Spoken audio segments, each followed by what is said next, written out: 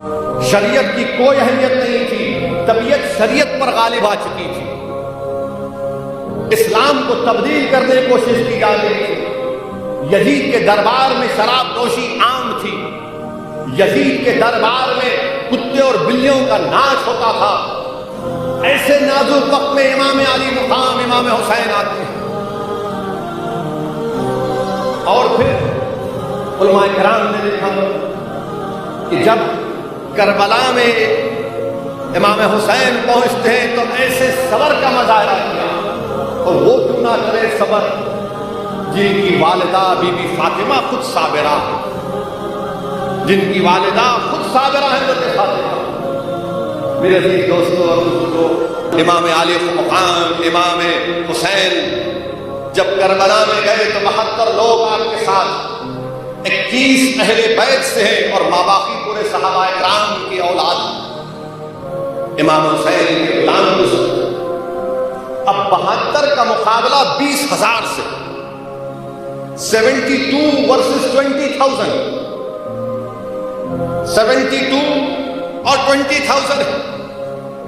یہ 3 دن پانی بند کر دیا گیا آل رسول کے اوپر، امام حسین کے اوپر، حضرت زینب، حضرت قاسم بن حسن، علی اکبر، علی اصغر، حضرت عباس، حضرت علی کے اور بیٹے ابو بکر بن علی، عمر بن علی، عثمان بن علی، ان پر پانی بند کر دیا گیا۔ جن کو جنت کا شہزادہ کہا گیا، جی اہل بیت کے تعلق سے آقا نے فرمایا پورے آل رسول نے 3 دن تک پانی بند کر دیا۔ کتے پانی پیتے تھے، اونٹ پانی پیتا تھا، مگر نواز رسول اور آل رسول پانی نہیں پی سکتے تھے۔ 3 دن تک بھوک اور پیاس میں رکھا گیا۔ اور پھر جب جنگ لڑنے کے لیے تمام یزید کے جہنمی فوج آتی ہے تو امام علی مقام امام حسین یہ کہتے ہیں کہ مجھے ایک رات کا موقع دو، مجھے ایک رات کا موقع دو، میں رات بھر اللہ کی عبادت کرنا چاہتا ہوں۔ میرے والد شہید، میرے بھائی شہید، میں محمد صلی اللہ علیہ وسلم کا نواسا ہوں، میں ایک رات خوب اللہ سے کی عبادت کرنا چاہتا ہوں۔ اور کیونکہ میرے نانا محمد مصطفیٰ صلی اللہ علیہ وسلم نے بھی بدر کے دن اللہ کے رسول صلی اللہ علیہ وسلم سے بہت دعائیں کی تھی، اللہ کے رسول صلی اللہ علیہ وسلم یہ جہنمی لوگ راضی نہیں ہوتے، بلکہ کسی کوئی کہتا ہے کہ نہیں تو اجازت ملنی چاہیے۔ بہرحال امام حسین رات بھر اللہ کی عبادت کی، اور پھر اپنے اہل خاندان کو، اپنے ساتھیوں کو جمع کر کے کہتے ہیں کہ میں تم کو اجازت دیتا ہوں کہ تم رات کے اندھیرے میں چلے جاؤ، اور میں اس کو کبھی غلط نہیں سمجھوں گا۔ سب کہتے ہیں کہ نہیں، ہم آپ کو چھوڑ کر نہیں جائیں گے۔ جب صبح ہوتی ہے 10 محرم کے دن، جمعے کا دن تھا، تو امام علی مقام امام حسین ریت میں، گرم ریت میں لمبی لمبی نماز پڑھ رہے ہیں۔ 22,000 کی فوج سامنے اور نواز رسول نماز پڑھ رہے ہیں، قرآن کی تلاوت کر رہے ہیں، تو پورا میدان کربلا گونج رہا ہے امام حسین کی تلاوت سے۔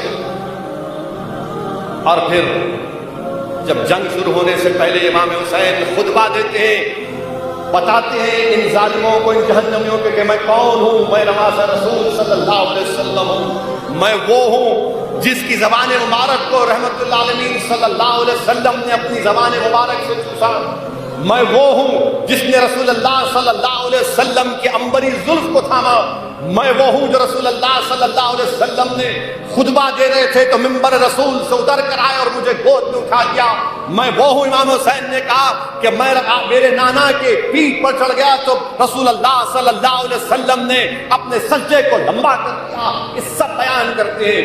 اور پھر حیرت کی بات یہ کہ جنگ سے پہلے، 10 محرم سے پہلے 3 وقت کی نماز، ظہر، عصر، مغرب، یہ تمام لوگ امام حسین کے پیچھے آ کے نماز نہیں پڑھتے۔ علی اکبر اذان دیتے، امام حسین اللہ اکبر کہتے اور بولتے آؤ نماز پڑھنا ہے تو پڑھ لو۔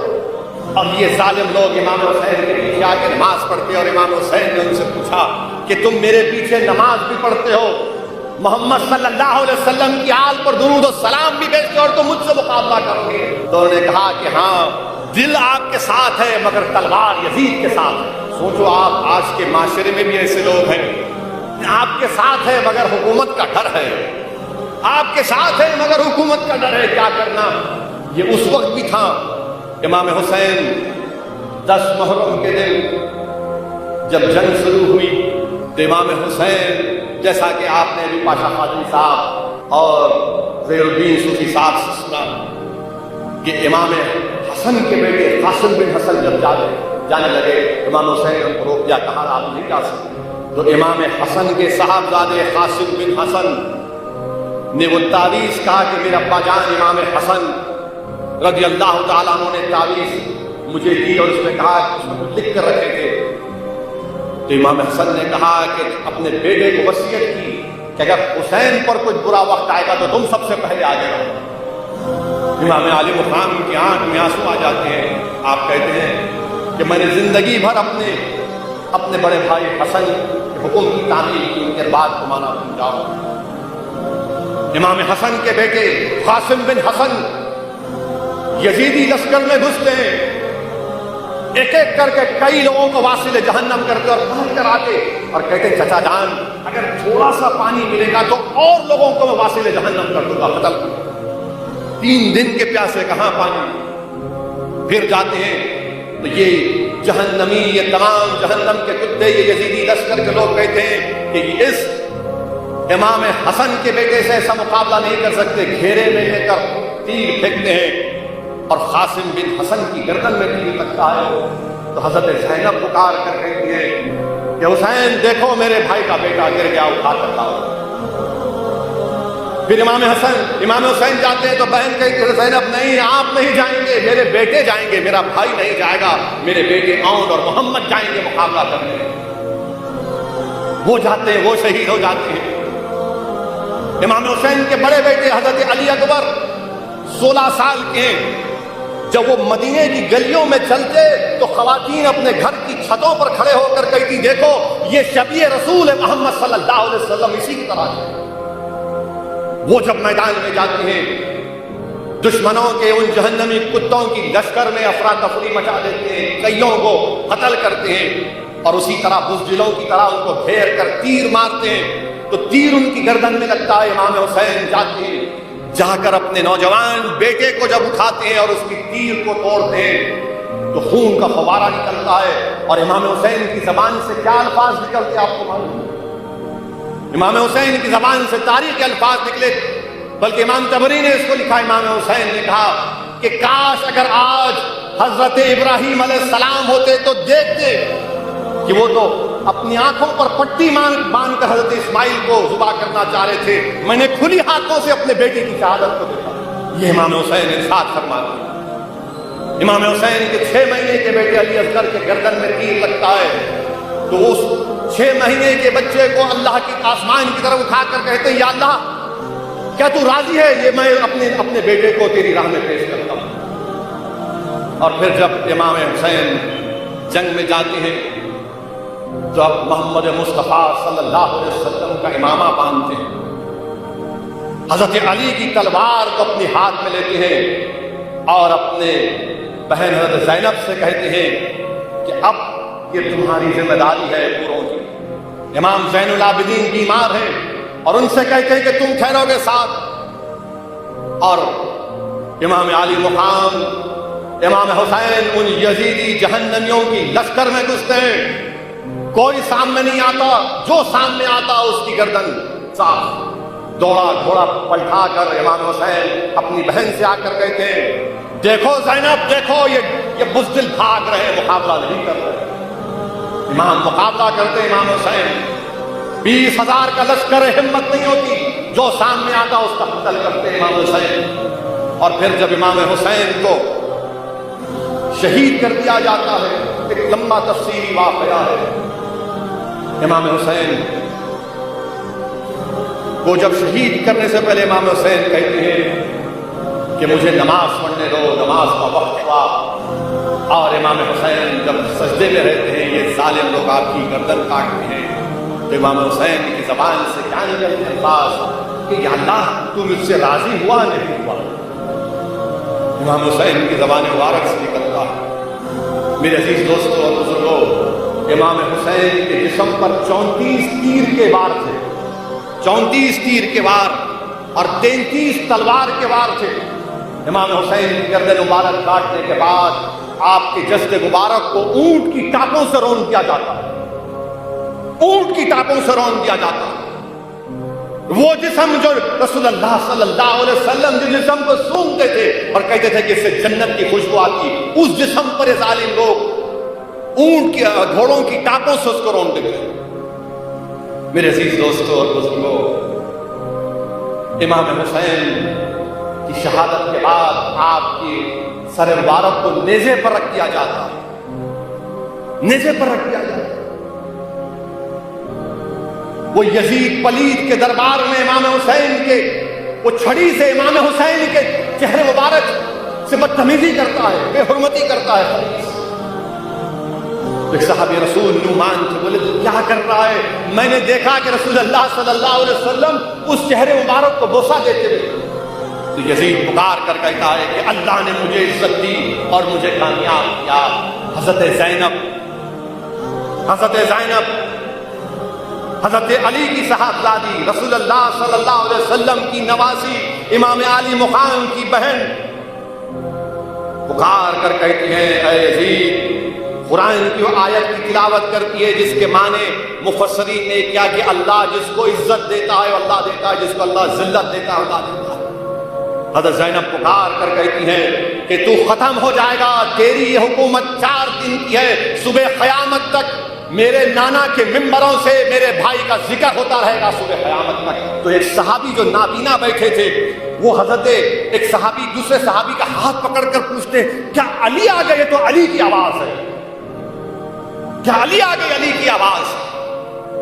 میرے عزیز دوستوں اور بزرگوں، جب اہل بیت کو قید کر کے کربلا سے دمشق تک قیدی بنا کر لے گئے، تاریخ گواہ ہے کہ امام سید سجاد، امام زین العابدین بیمار ہیں، قیدی ہیں.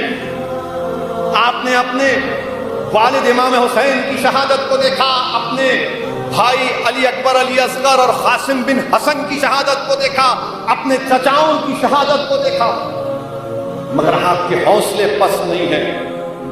وہ حسین کی آبرو بن کر اپنے کردار سے باطل طاقتوں پر ایک تماچا رسید کر رہے اور ہم کو پیغام دیتے ہیں کہ حق کی راہ میں اگر گردن کٹتی ہے تو کٹنے دو. حق کی سربلندی کے لیے اولاد برباد ہوتی ہے تو ہونے دو، مگر کبھی بھی کسی قیمت پر باطل سے سمجھوتا نہیں ہو سکتا، نہیں ہونا چاہیے. اسی لیے اللہ کے رسول صلی اللہ علیہ وسلم نے حدیث شریف میں فرمایا کہ حسین میرے اسباط میں سے ایک صفت ہے. شیخ عبداللہ محدث دہلوی اپنی کتاب اشاعت العلومات میں لکھتے ہیں کہ صفت کا ذکر قرآن کریم میں حضرت یعقوب علیہ السلام کے سلسلے میں آیا. صفت کیا ہوتا ہے؟ ایک درخت کا تنا ہوتا ہے، ایک درخت کا تنا ہوتا ہے جو اس درخت کے جڑوں سے ملا ہوا ہوتا ہے، منسلک ہوتا ہے، اور اس درخت کے تنے پر بے شمار شاخیں نکلتی. تو امام حسین، آقائد عالم صلی اللہ علیہ وسلم نے فرمایا کہ امام حسین میرے اسباط میں سے صفت ہے، یعنی آپ کو درخت کا تنا ہے جس کی جڑیں رسول اللہ صلی اللہ علیہ وسلم سے جڑی ہوئی، اور اس درخت کے تنے پر جو شاخیں ہیں وہ شاخیں کبھی حمیرہ شیخ ابو الحسن شاذلی کے پاس جاتی ہیں، تو کبھی بغداد میں پیران پیر کے پاس جاتی ہیں، تو کبھی اجمیر میں خواجہ معین الدین چشتی اجمیری کے پاس جاتی ہیں، تو کبھی سمرقند کو جاتی ہیں. اور یہی شاخیں صبح قیامت تک انشاءاللہ تعالی اسلام کو سمراور کرتی رہے. میرے عزیز دوستوں اور بزرگوں، جس جلسے میں آپ اور ہم شرکت کر رہے ہیں اور سن رہے ہیں، امام حسین کی روح آج بھی انسانیت کو پکار کر کہہ رہی ہے کہ ظالم کا ساتھ دینا انسان کی فطرت نہیں ہے، ظالم کا ساتھ دینا انسان کی فطرت نہیں ہے، ظالم کے ظلم کو روکنا یہ انسان کی فطرت ہے، کمزوروں کا ساتھ دینا یہ انسانوں کا شیوا ہے، مظلوم کا ساتھ دینا، ظالم کو روکنا، اس سے پنجہ آزمائی کرنا امام حسین کی روح پکار کر سب سے کہہ رہی ہے کہ ظالم کا ساتھ مت دو، اس کے ظلم کو روکو، اس کے استحصال کو ختم کرو۔ میرے عزیز دوستوں اور بزرگوں، آج امام حسین کی روح، حضرت زینب کی روح، حضرت علی اکبر کی روح اور دریائے فرات کے کنارے وہ خون جو اہل بیت کا گرا، وہ ہم تمام سے پکار پکار کر کہہ رہا ہے۔ اہل بیت کے اجڑے ہوئے خیموں سے آواز آ رہی ہے، کربلا کے ذروں سے آواز آ رہی ہے کہ رسول اللہ صلی اللہ علیہ وسلم کی امت، اگر حالات خراب ہیں، تم چاروں طرف سے گھرے ہوئے ہو، تو ہمت مت ہارو، مظلوم کا ساتھ دو، ظلم سے ظالم سے مقابلہ کرو۔ اور میرے عزیز دوستوں اور بزرگوں، امت میں اتحاد بھی پیدا کرنے کا علماء کرام نے طریقہ بنایا کہ ہم میں اختلاف ہو سکتا ہے مسلک کا، عقیدے کا، مگر اختلاف اس بنیاد پر نہیں ہو سکتا اہل بیت کے نام پر۔ اہل بیت کے نام پر اختلاف نہیں ہو سکتا، تو ہم مسلمانوں کو، امت کو اہل بیت کے نام پر متحد کر سکتے ہیں۔ اگر اہل بیت کے نام پر متحد ہوں گے تو اس سے اللہ، اس کا رسول راضی ہوگا، آخرت میں جنت ملے گی، اور دنیا کے معاملات میں الفت پیدا ہو۔